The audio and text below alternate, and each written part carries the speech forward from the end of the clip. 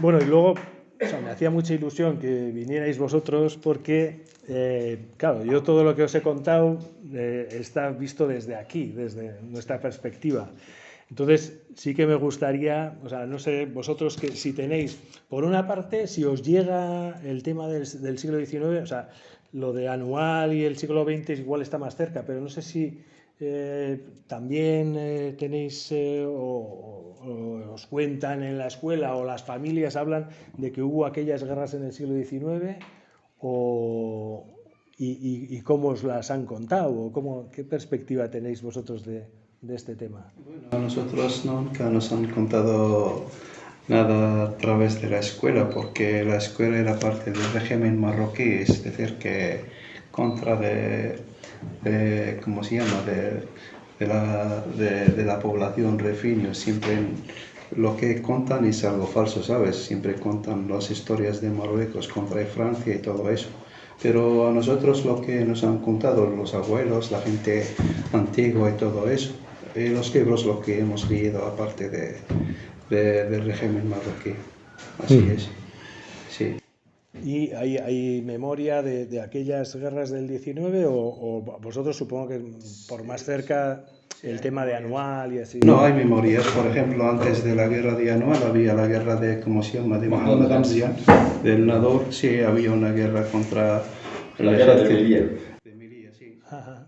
La entrada de los soldados españoles a Azgangan, a Nador y Azgangan, en los últimos años del siglo XIX. Ajá, sí, sí, sí. O sea, relacionado con esta guerra.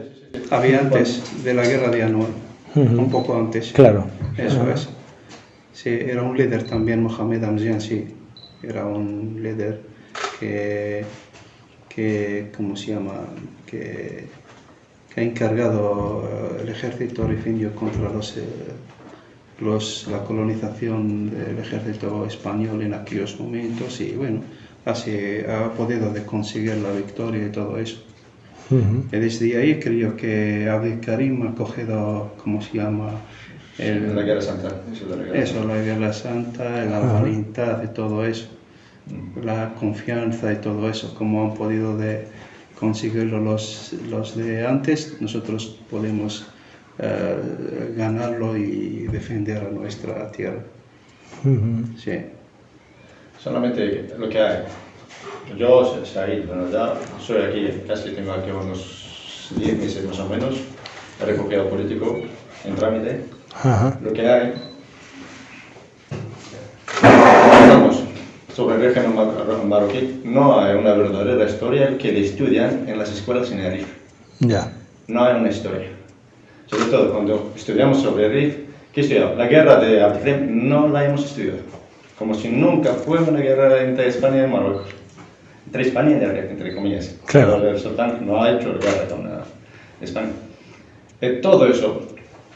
Y además, la de Mohammed Hamzian en el Nador, la entrada de los españoles en el Nador, como si nunca fue un líder, se llama Mohammed Hamzian, en el Nador. No hay líderes, solamente ¿de qué hablan? Hablan de un señor, un tío, se llama Risuni.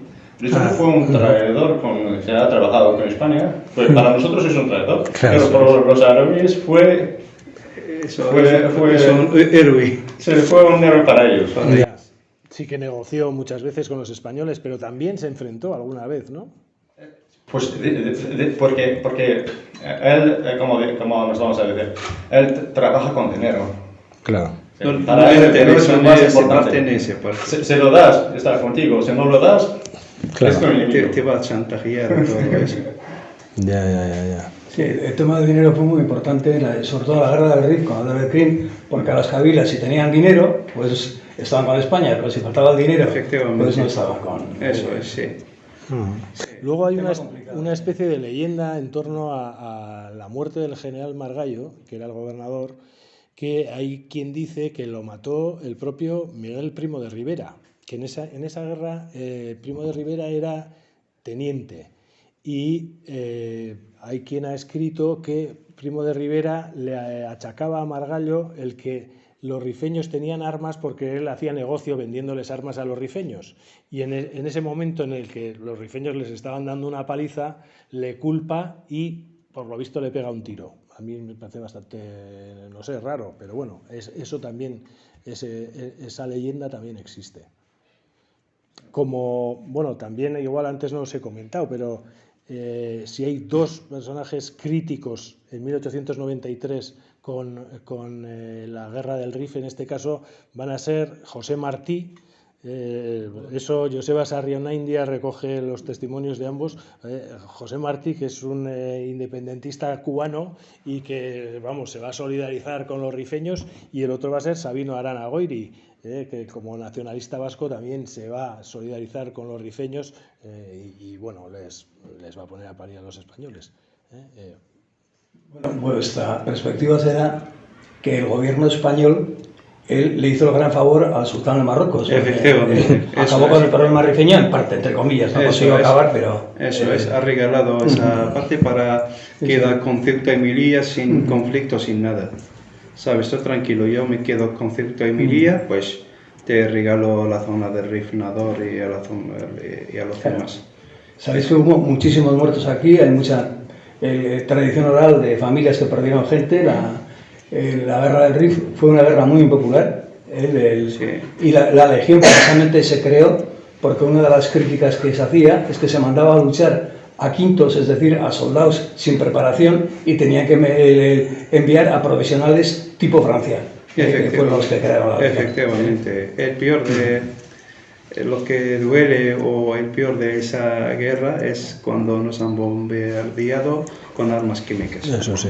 Eso hasta el día de hoy la gente está sufriendo el cáncer. Es la primera vez. Efectivamente, hasta el día igual de hoy. En Abisinia, los italianos, sí. Hay fechas por ahí, o los ingleses, yo no sé si utilizaron también, pero posiblemente de los era una arma química de fábrica alemana. Sí, se fabricaban en Madrid, Sí, efectivamente, eso es, sí. El peor de la patente sería alemana, pero... que ha dejado... Cuando, por la experiencia de la Primera Guerra Mundial, habían desterrado las armas químicas, habían dicho que no se podían utilizar en guerra. Estaban prohibidas a utilizar en Europa, pero no utilizarlas en las colonias. Sí. Y así es donde... Y encima contra la población civil, que ya ni siquiera es con motivos militares. Eso es. Todavía no han construido ni el país, ni el Estado, ni el ejército, ni nada, ¿sabes? Era una población, lucha contra el hambre todavía, ¿sabes? Sí. En esa época, ¿no? Es como un país que tiene ejército, poder como militar. La guerra de Rif proclamaste la República Independiente. Efectivamente, sí, ha podido después de la guerra de Anual, hemos podido construir la República, que ha durado creo 5 años. Después ha venido ese bombardeo con armas químicas que estaban compartido Francia y Marruecos y España, bueno, y Alemania como fabricante del arma química. Ahí han destruido la República de Rif.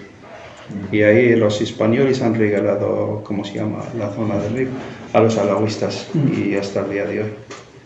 Por eso siempre sigue ese conflicto desde entonces. Cada época, por ejemplo, bueno, no lo sé, desde 25 años más o menos, ¿no? Sí. Y luego el desastre de Hassan II en 1958, 59, 84... Han hecho más de la guerra de España contra el Rif. Se han matado a la gente en las calles con cuchillo y todo, ¿sabes? Con arma y todo. Sí. ¿Y en este momento cómo está el Rif? ¿Hay una oposición clara hacia el rey de Marruecos o no? Sin olvidar el Hirak, el último movimiento. Sí, bueno, digo, sí, desde... Es un seguimiento. Efectivamente, eso es lo que quiero decir, es un seguimiento, por ejemplo, desde... Todos los movimientos anteriores. Eso es, y va a seguir así, nunca va a cambiar. Mataba a un joven en un camión de basura, sí.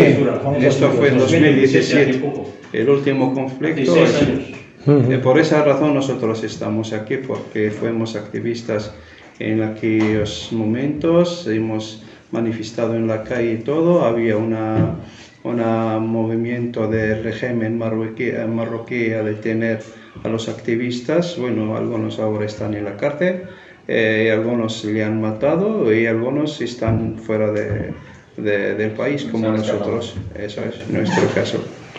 Yo, volviendo un poco, gracias por haber hecho iluminado hoy un poco, porque has hablado un poco, volviendo al siglo XIX, la Primera Guerra. Yo puedo decir que hay Tercera Guerra, si es así. O sea, no podemos decir la Primera Guerra fue antes de 1856, ¿no? Porque ya había otra guerra. Sí. ¿No? Entonces podemos... Tú has hecho esto, como lo has llamado, la Segunda Guerra. Bueno, yo lo que he utilizado es un poco la terminología de los historiadores españoles. O sea, que le siguen llamando la Guerra de África a lo de la Guerra de Tetuán y le llaman la Primera Guerra del Rif a la de 1893. Sí. Yo simplemente he aplicado un poco lo que he encontrado, que por supuesto... Para eso me encanta que estéis aquí, para darle vuelta a lo que he dicho yo. Se da un poco, por decir que los vascos han participado casi en las, como diría yo, la primera, la segunda y la tercera. Sí, sí. No sé, hay...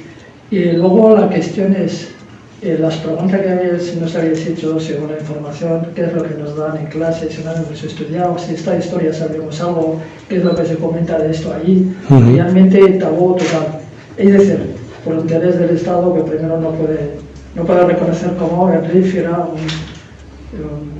un pueblo luchador que ha hecho al colonizador y ha combatido varias veces con los colonialistas, los que iban a invadir, por ejemplo, el Rif. La cuestión es muy clara. Nosotros realmente sabemos más de nuestros abuelos, que son de ayer, digamos, del siglo XX, claro. Aparte de 1920 hasta 1926. Esta historia se nos puede contar, pero gracias a este comentario que nos habías hecho aquí, esta conferencia es muy interesante, porque realmente yo traigo desde aquí que no sabemos los anteriores, como si yo le llamo la primera y la segunda. Hace más añadir este tema para que los demás se han comentado, confirmaría a los de compañeros que han comentado hasta el siglo XX. Y además, una nota, la historia del RIF en total, en el RIF, no está escrita. Ya. Hablamos de una historia oral. De padre a padre, de al abuelo. Y como has hecho, ahora hemos visto una historia del RIF en el siglo XX. Esta historia, pues ahora que está con los ojos de España, sí, con los ojos de España, es la primera vez que hemos visto cómo han entrado los españoles, cómo han hecho la manera como han entrado en Francia, cómo han entrado en Tetuán, cómo han entrado en Nador, cómo han hecho la propaganda y todo eso para empujar a los jóvenes para practicar en esa guerra. Como decimos, esa historia nosotros nunca la hemos estudiado y nunca hemos tenido una idea tan clara como la hemos visto ahora. Y no solo digamos, cuando hablamos, no hablamos en el RIF, específicamente en el RIF, sino que se habla en general en todo lo que es Marruecos, como es. No se puede estudiar esta historia, digamos, la verdadera historia, no se da ahí. Todo se basa en falso, digamos, programas de estudios y todo eso. No tenemos el derecho de... Otra cosa ni existe, se lo inventan de forma como ellos han querido, y siempre había cambios de programas y tal para estudiar. Pues, hasta hoy en día todavía sigue que estamos de que no se estudia la historia verdadera, por ejemplo, la colonización española y la práctica de lo que ha pasado y cómo, aunque es ni anterior ni posteriormente, o sea que sigue todavía. Es una dictadura que hay, ya sabemos muy bien, como sabe todo el mundo ya, casi. O sea que de esa historia poca gente. Tú entras ahora mismo en esta conferencia dentro de Marruecos, imposible que tú darías esta conferencia, te lo aseguro yo. Ya. Además, en el libro del bachillerato de este año, de la historia, las últimas páginas en el libro hay una nota, la batalla de Abdelkarim Khattabi. La batalla. Como hay profesores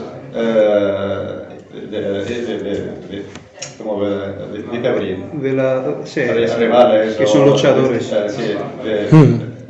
de la izquierda, que dice que no es una batalla. Nosotros aquí es una guerra, no es una batalla. Claro. Como está en el último libro, la mayoría de los alumnos no llegan a estudiar esa batalla, aunque es una batalla, no llegan a estudiar. Ya.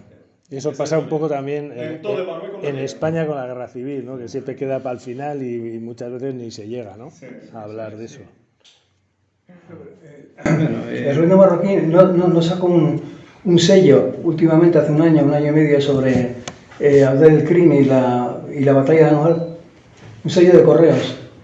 Un sello de Conmemorando. correos, ¿dónde? ¿En Marruecos? En Marruecos. ¿No suena? No creo, yo ahora No. desde, A ya mí te me digo, suena, yo casi 5 años ahora, desde 2017 Se ya. habría oído campanas. No sé qué está Si pasando. lo has sacado pues para un archivo así. Eso, pero no lo creo, ¿eh? No lo creo. Sí, pero va a circular por todo el país. No lo creo, ¿eh? No lo creo. Ellos tienen miedo de cualquier símbolo, la bandera, no pueden permitir. Aunque el idioma. La idioma, por ejemplo, nuestra idioma materna no se puede usarla a nivel de educación, ni a nivel de administrativo, ni nada, hasta el día de hoy. No sé, ¿Qué habláis, berber? ser rifeño. Rifeño. Rifeño, sí. Es diferente al berber. Sí. Sí, diferente, sí. Amazigh. Bueno, en general sí, entra en la idioma amazigh, sí, pero aparte de amazigh, Claro. sí, es parte de amazigh, sí. Pero nosotros decimos rifeño Ya. como parte de rifeño. Y no hay en ningún lugar donde se pueda estudiar o... No, lo contrario, ya te digo, es algo prohibido totalmente. Además, prohibido usar los símbolos y todo eso. Y la bandera de la República también prohibida usarla en el RIF. Hay chavales, eran activistas que le han podido de entrar a la cárcel por la culpa de la bandera de RIF hace poco, en 2017. Eso sí. Sí. Estas fotos para vosotros son muy interesantes, Sí. porque estas fotos son de ingenieros. El tema es que estos ingenieros fueron los que hicieron los caminos para poder dominar la rebelión del RIF, porque no había caminos en el 20. Claro. Y estos claro, fueron los que hicieron los caminos. Claro. Y montaron la logística. Claro, son muy interesantes. Sin Bueno, que se me ninguna- había olvidado otra pregunta. Sí, no, estamos encantados de escuchar. También habrás dado una luz aquí muy grande por haber llegado, has hecho llegar la historia del RIF y todo. Hay mucha gente todavía también, ¿no? Es que no conoce la... No, por supuesto. O sea, por ejemplo, el tema de los bombardeos con armas químicas en España no se conoce. Eso es lo más importante para nosotros. Eso está oculto. Y bueno, no hace mucho, preparando temas sobre estos, había una exposición del Museo del Ejército en el que hablaba de la aviación española en la Guerra del Rif como sanitaria. Y el uso de los aviones para mover heridos y tal. Y ninguna referencia a bombardeos, y menos, por supuesto... Ni España ni Marruecos, nadie. Tampoco Marruecos. En Marruecos Marruecos no se puede. Ya hay un convenio entre ellos. Yo en 95 estuve en Rabat, en la Facultad de Medicina. Había un amigo, era médico, estudiando medicina. Pues la mayoría de los enfermos de cáncer, el médico es rifeño, es de mi pueblo, y cuando va le pregunta en rifeño. Primero, porque ya sabe que no es de otra parte de Marruecos, no es de... Claro. Pues, y me ha dicho que 90% de cánceres que llegan Al hospital, sí. al CHU de universitario, pues son de RIF. La zona de Rif. Y esto está afectado todo por la foto ese que... Sí, por eso le hemos puesto. Entre otras cosas, estas fotos no pertenecen a Eustaquio Berriochoa y es un poco para dar el contexto y para también dar pie a hablar de estas cosas, ¿no? Pues en cada casa en el RIF hay 1 o 2 miembros murieron de cáncer. En cada casa. Claro. En todo el RIF. Termino mi pregunta, yo todavía no la he hecho. Sí. Volviendo al tema tuyo, que es interesante. La pregunta era, ¿qué objetivo tenían esas primeras intervenciones ahí en Melilla, en Ceuta, bueno, Da igual que sea antes que el 19. Sí, sí. ¿Qué objetivo? Hombre, el objetivo es un poco el colonialismo, o sea, un país que está de capa caída, de haber tenido un imperio, ya en el siglo XIX se cae todo, y entonces es, bueno, como están, precisamente a los pocos años va a ser el reparto de África, ¿no? Entonces había que ir cogiendo posiciones. Y entonces los españoles consideran que, bueno, que ahí ese territorio estaba cerca y podría ser. Ya os he leído algunos textos en los que hablan, pues fíjate, igual esto va a darnos más que Cuba en su momento y tal. Y aunque igual no se veía en la primera mirada los beneficios, pero el interés estaba ahí. Lo que pasa es que luego está ya, pues eso, cómo funciona el ejército español, el tema de la corrupción, el que les vendían armas a los que luego les iban a disparar a ellos, en fin. Al final del 19 es la carrera colonial europea por el reparto del mundo y de las materias primas. Es eso nos condujo a la Primera Guerra Mundial, porque es el follón. Y fue un perfecto desastre. Entonces el problema es que España trata de, como ha perdido todo el imperio colonial español, inclusive ya a finales del 19, Cuba y Filipinas, pretenden montar, el duque de Mandas, pretende montar un imperio en África y se meten en este lío que al final yo no sé a quién le hicieron el favor, al sultán de Marruecos. Efectivamente, y hasta el día de hoy. Sí. Y hasta el día de hoy, por desgracia, ¿eh? El primer beneficio de España, por ejemplo, en la zona de cercanos de Melilla, pues era una mina de hierro ahí, Huixal se llama, no sé. Sí, que eso ya va a empezar en el siglo XX, lo de ir a por las minas y eso, porque estos al principio, al principio no tenían ni previsión de las minas. O sea, bueno, podrían tener igual, pensar que igual puede haber, pero... El reparto de las colonias se hizo a nivel internacional y a España le dieron el hueso más duro, que era el Rif. El Rif no lo quería nadie. Los franceses se quedaron con la zona atlántica de Casablanca, que era la rica, pero el Rif no lo quería nadie. Entonces, inclusive los ingleses dejaron esta ocupación porque Alemania quería también meterse en el tema de un trozo de África para ellos y no querían saber nada, los ingleses, de que el otro lado del estrecho hubiese una colonia alemana. Entonces dijeron, bueno, que vayan los españoles, ¿no? Mejor. O sea, eso es... y entonces el problema es el complejo de inferioridad que tenía todo el ejército español, que se había quedado sin colonias, con un montón de oficiales que no tenían cargo y no sabían lo que hacer. Pues la guerra colonial, pues una guerra colonial les venía fenomenal en teoría. Después vino que fue el desastre que unas cabilas que según esa gente eran prehistóricas o muy... pues las dieron, pero bien. Digamos, todos los intentos de llegar ahí a Marruecos, España, digamos, hablamos de España, Sí. todo era realmente el consentimiento de varios países. Por ejemplo, Francia era la que mandaba en Marruecos. Sí. Como el español la crió como si fuese una marioneta. Sí. Eran los franceses. Efectivamente. Yo creo que lo que he visto, lo que he leído un poco sobre... Sí, eso está además clarísimo, que O'Donnell antes de declarar la guerra había conseguido que ingleses y franceses le dieran el permiso, pero para hacer justo lo que le dejaron hacer y nada de ir más para adelante. Sí, eso está clarísimo. Hay un texto, mira, un texto muy bonito de Eugenio Ochoa, que es un poeta español, poeta intelectual, que le escribe a Federico Madrazo, al pintor, que bueno, los dos publicaron la revista, ¿cómo se llama? La de las artes esta. Bueno, es igual, un intelectual español que le está escribiendo a un amigo suyo sobre la primera guerra que hemos hablado, la de 1859, y le dice: ¿me preguntas qué me parece de la guerra de África? Es como si don Pepito pintara un cuadro de historia y yo te preguntase: ¿qué te parece el cuadro de don Pepito? Probablemente me contestarías que te parecía una gran pepitada. Pues eso mismo me parece a mí la guerra. O más bien, no la guerra en sí, sino la manera insensata y el entusiasmo estúpido con que la emprende el Galdón. Es cuestión de sentido común. ¿Te parecen bien estos alardes de poderío cuando nuestra miseria es tal que si la escuadra inglesa de Gibraltar no quisiera, ni aún podrían nuestras tropas desembarcar en África? Hay que hacer además una reflexión muy sencilla. Esa guerra empieza por donde acaban todas, cuando van mal, es decir, por imponer al país sacrificios extraordinarios. Aún no hemos disparado un tiro y ya se echan contribuciones extraordinarias y se descuentan los haberes de los empleados.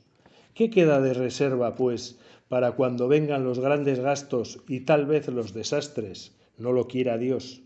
Sin duda, vender los cojines de las iglesias. Yo no echo toda la culpa al gobierno, que no ha hecho más que ceder a la presión de la opinión pública, ridículamente sobreexcitada. No sé por qué ni para qué. Pues si no vamos a conquistar nada ni ganar nada en Marruecos, ¿a qué vamos? ¿A qué conducen esos grandes sacrificios? ¿A qué enviar a África más generales y meter más ruido que Francia para sus guerras de Crimea e Italia? Todo esto me parece ridículo y no creo que sea por espíritu de oposición. Ojalá que me engañe, pero preveo que saldremos como siempre, con las manos en la cabeza. Y este es un intelectual que está hablando con otro intelectual y dice, bueno, ¿qué vamos a hacer ahí? ¿Qué estamos haciendo? Y bueno, y además eso, con una propaganda y bueno, la gente masivamente apoyando algo que estaba clarísimo, había que defender el honor de España. Y dice, bueno, ¿qué es eso, no? Y que además fue un desastre de guerra porque hubo más de 7.000 bajas españolas, que la mayoría murieron de cólera, más que en los enfrentamientos. En 1859. En el 59, sí. Cólera, sí.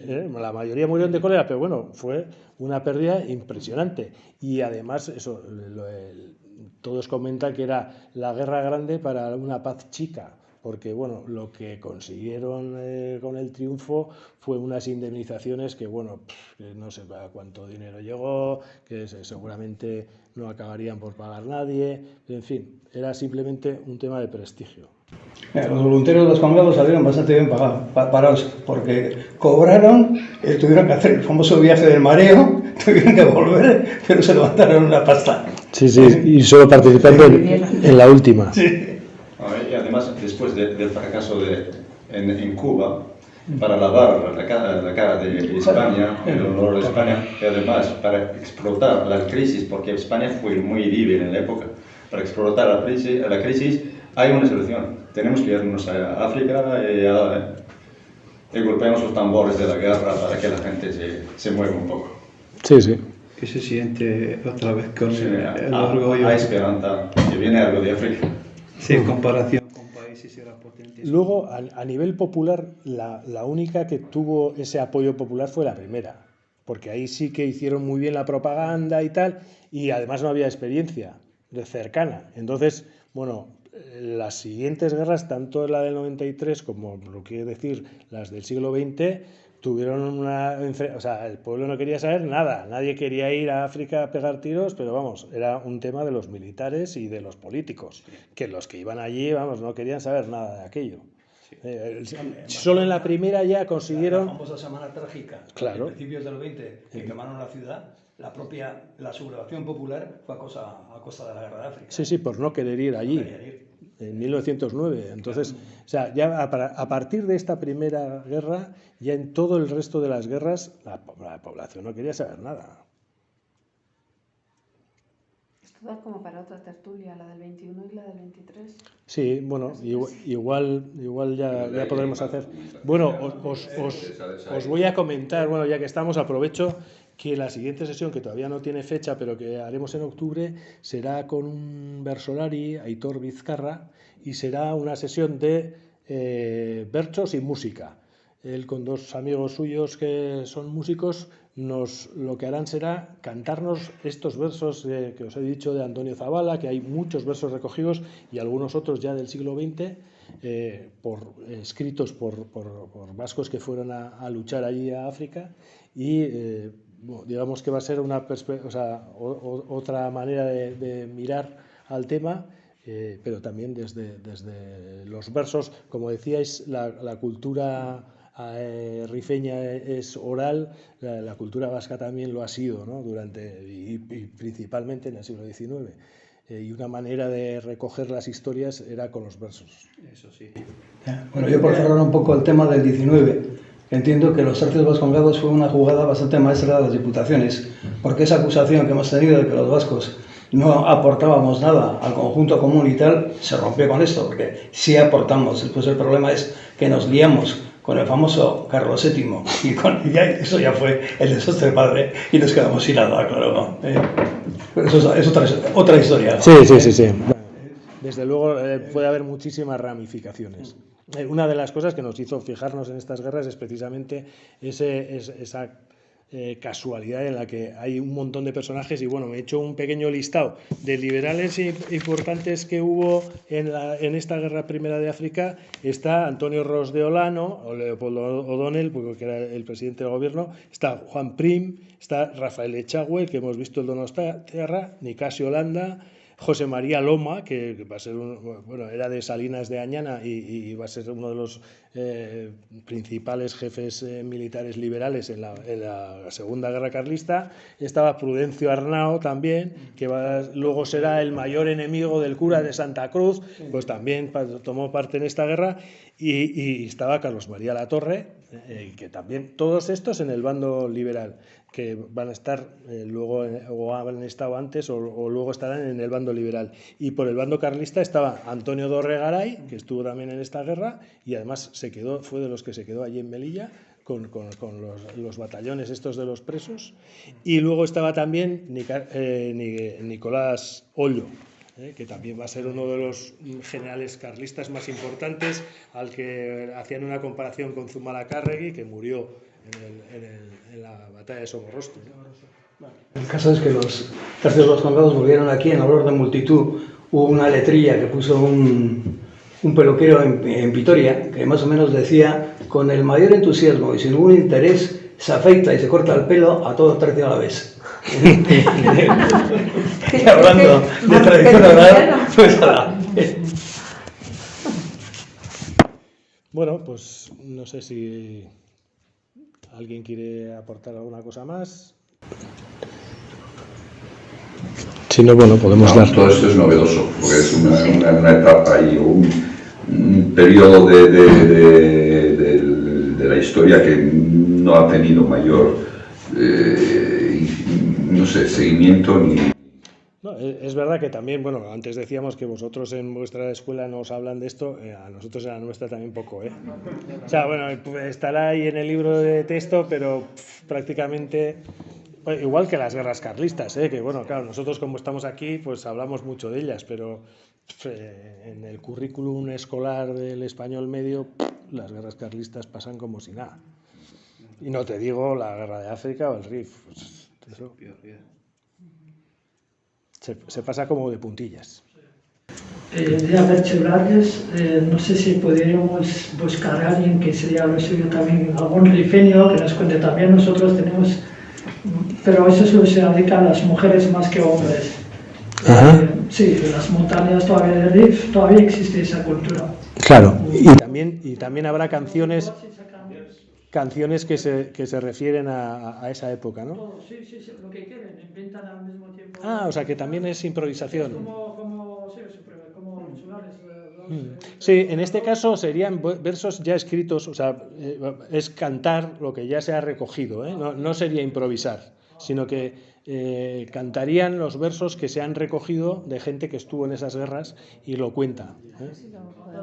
Pero bueno, pero en fin, hacer una cosa así a la par sería muy bonito.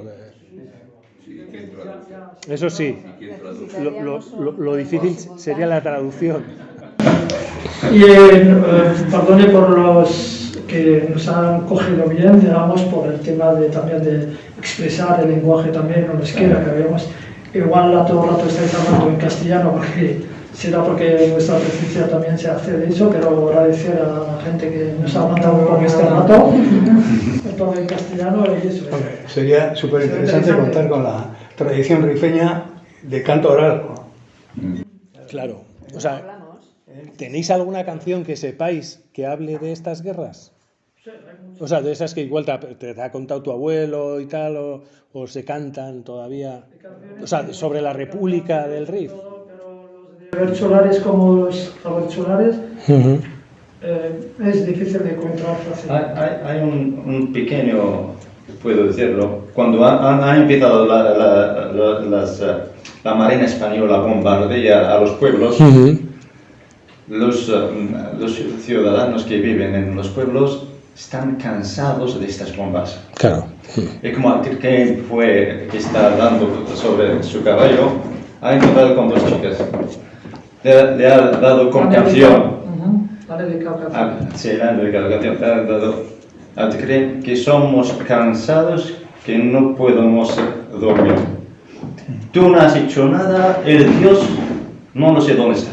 Casi como, sí. como la traducción. Sí. Ha visto a las criminales y se fue. Ya. Como está en el pleno guerra. Y no puedes hacer nada, sobre todo los de la Marina Española, que no puedes llegar a la Marina. Claro. Sí.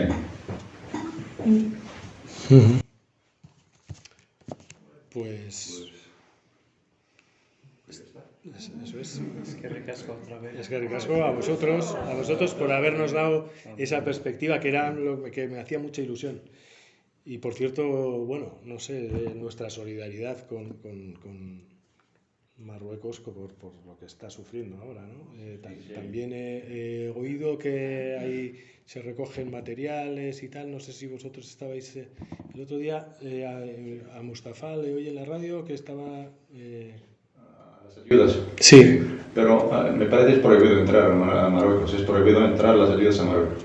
Que la mayoría de las asociaciones que hay en Europa le han detenido la aduana de Marruecos, es prohibido entrar. Solo han permitido algunos países concretos como España y como Qatar y como Inglaterra, eso sí. España me parece, pero de manera oficial.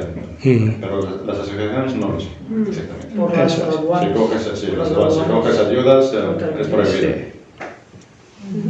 De hecho que nosotros estamos ya preparando, ¿no? El tema de... Sí, lo que es extraño es que no hayan admitido la ayuda francesa. Sí. Casi El todo el gobierno mundo. actual. Casi todo el mundo.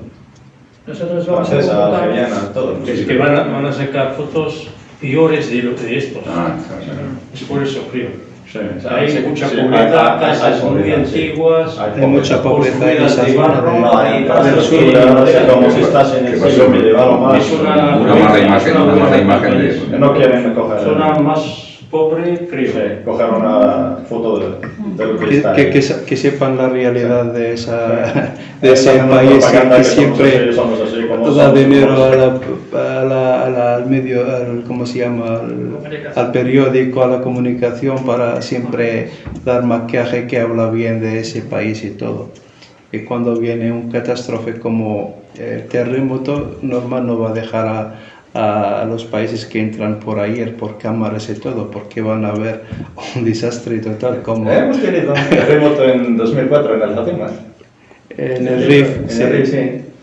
Este terremoto, solamente nosotros, cuando no hay ayudas, no hay absolutamente nada, solamente los rifeños, nosotros hemos salido a la calle a protestar.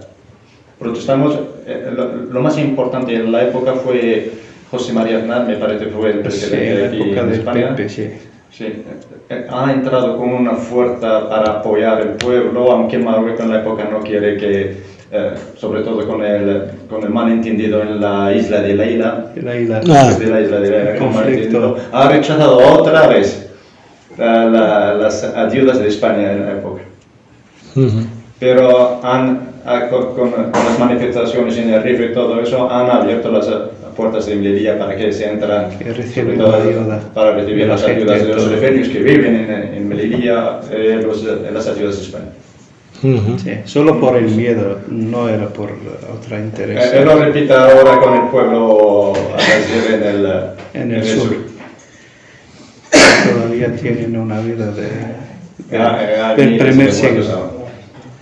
Yo quiero hacer llegar el gesto que vamos a hacer nosotros es convocar igual al Ayuntamiento de Bilbao o lo que sea para hacer un conjunto de actos o simbólicos o lo que sea, con cartelitos pequeños o reivindicaciones. Al mismo tiempo hacemos un silencio un minuto de silencio o alguna cosita así. Convocar a varios. El domingo saldremos con que luego ya sabéis, igual os mandamos algún email o lo que sea. Muy bien. Participar. Sí, sí. Nos interesa estar informados y si podemos tomar parte, pues... Luego le damos la información después, con detalles de las fechas, horas. ¿Ese pueblo pertenece a Guipúzcoa o a Vizcaya? Este pueblo es Guipúzcoa. Guipúzcoa, ¿no? Es el interior de Guipúzcoa. Pues tienes que hablar del ayuntamiento de Guipúzcoa.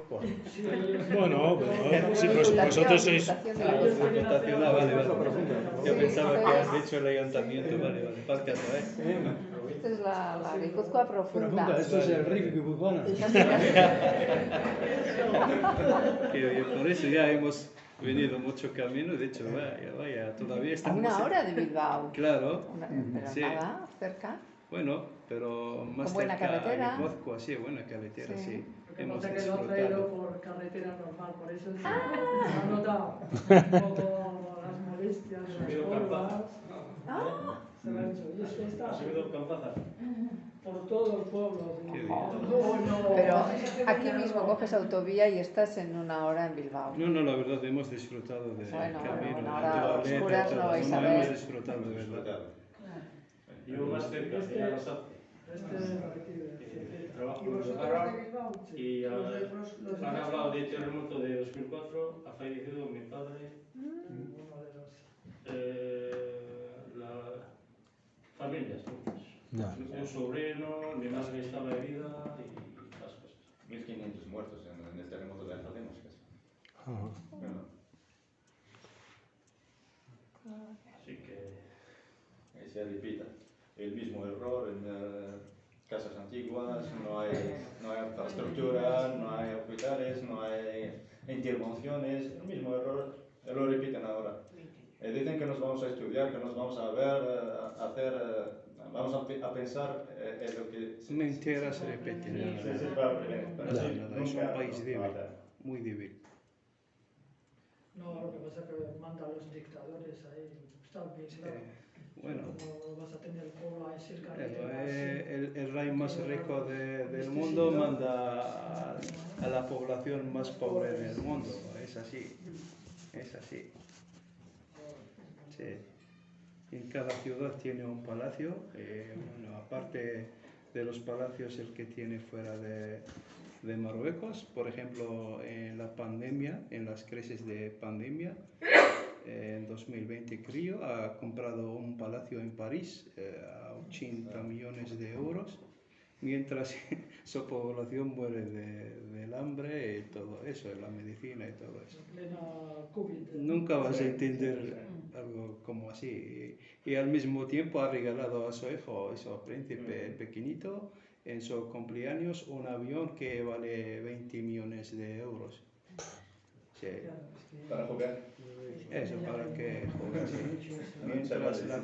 mientras ahora está, en ese momento, mientras estamos aquí hablando, hay gente que está enterrando debajo de la tierra, no lo sé, todavía siguen vivos o no, pero bueno, de todos modos están muertos para mí, ¿sabes? Si ya lo de encima de la tierra o de abajo, porque muertos, eso sí. Yeah. Es lo que hay. Bueno, pues... Tengo que volver a Navarra. Sí.